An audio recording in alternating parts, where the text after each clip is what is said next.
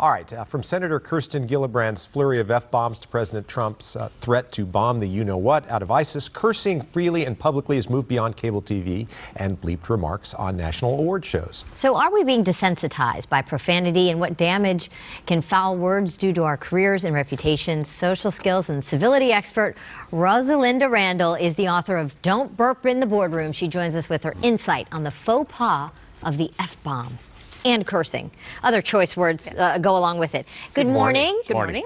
Good to see you. We recently reported on a study, and it concluded that swearing actually makes you look more honest. I don't know how I feel about that. I want to know how you feel about that. And are we at a point now where it really doesn't even faze us anymore when we hear people use that kind of language? Those are two different questions. One about whether it makes us more real. That is what the consensus is on some coworkers. It does make you more of a genuine, real person. Also, it relieves stress at work, they say, using it sometimes. And also, it builds rapport among coworkers when you're working together. And if you can, let out what you really think, it's sort of an icebreaker. But not in anger. I think there's a difference, right? When somebody starts cursing out of anger, that doesn't bring you together. Well, whether it's at you or used as an adjective. And that's what's happened to the F word. I wrote something about the day the F word lost its meaning, because we used to reserve that word for when it was just, fervent discussion or a point that we wanted to make. But now it's used as an adjective to say, I had a effing time, a great effing time at the party last night. So it's for good and for bad. I think we've gotten lazy and we need a thesaurus. Come on back into the newsroom. We've never heard that word before. But in England, they swear like sailors. I mean, it's startling, and yet I don't know. I think people think, oh, they're generally more eloquent than we are. Generally, they think that. And I think it depends on the part of the country, the industry, that it is more prevalent that you hear the F word and any other words that you use. Again, with coworkers behind the scenes, a lot of times it's okay. But you don't really know that it's okay with the coworker. Just because they're nodding, it doesn't mean that we're okay. We've become blasé, and as you said earlier, we've accepted it. But have we really? No, I think, when is the last time you heard, especially a gentleman, say, oh, not in front of the ladies and the children?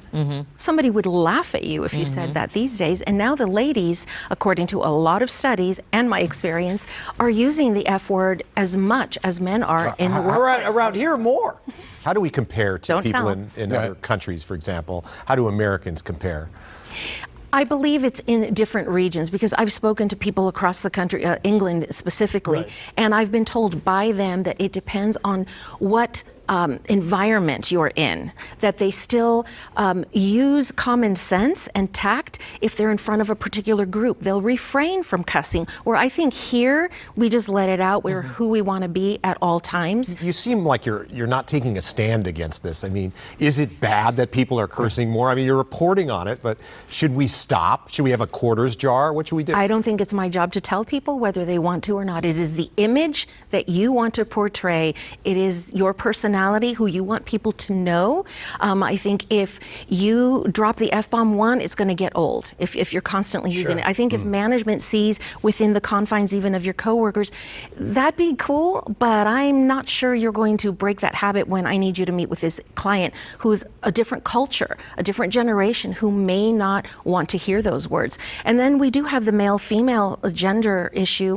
It could, for some women, still cause, alarm, or, I'm offended by you using those words. So no, I will never tell anyone whether they should cuss or not. If you want to ask me if I have ever used the F word, I won't answer you. Okay. You were saying something that I think is more 2017 than anything, that nowadays we are afraid to call people out. Yes.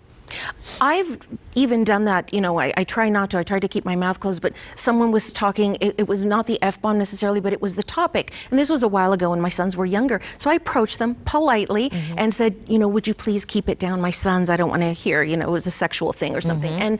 And they looked and said, well, don't listen. It's none of your business. So there, I think, lies where society used to put some pressure on people, hence the not in front of the ladies and children, but no longer, because we are afraid of the response of someone. So we just let it go and we move on, or we pick up our picnic basket, away from that person and move ourselves so that we don't have a problem that could turn violent even. That's the shame right Yes. there. When asked, hey, my family doesn't want to hear that down. language, we're not, and when people, don't care, that's where we have a problem. Yes. Once again, social skills, civility expert Rosalinda Randall is the author of Don't Burp in the Boardroom. You can learn more at her website. Follow her on social media as well. Thanks so much for coming in. Thank you. It's And a on pleasure. the way out, could you put a quarter in the jar? Yeah, We should do a job. we should. I'm no social expert, but I say, come on, back off with the cursing. Don't do Yeah, it. yeah. I think it But indicates it's a part lack of the whole of breeding, really.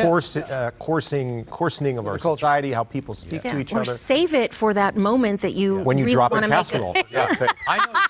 I know some comedians who just drop those words every second Right. word, It's but they're not expected. funny. It's harder And to then- be funny and not Exactly. be, And then there's some that use it and they use it effectively to but whatever. Anyway.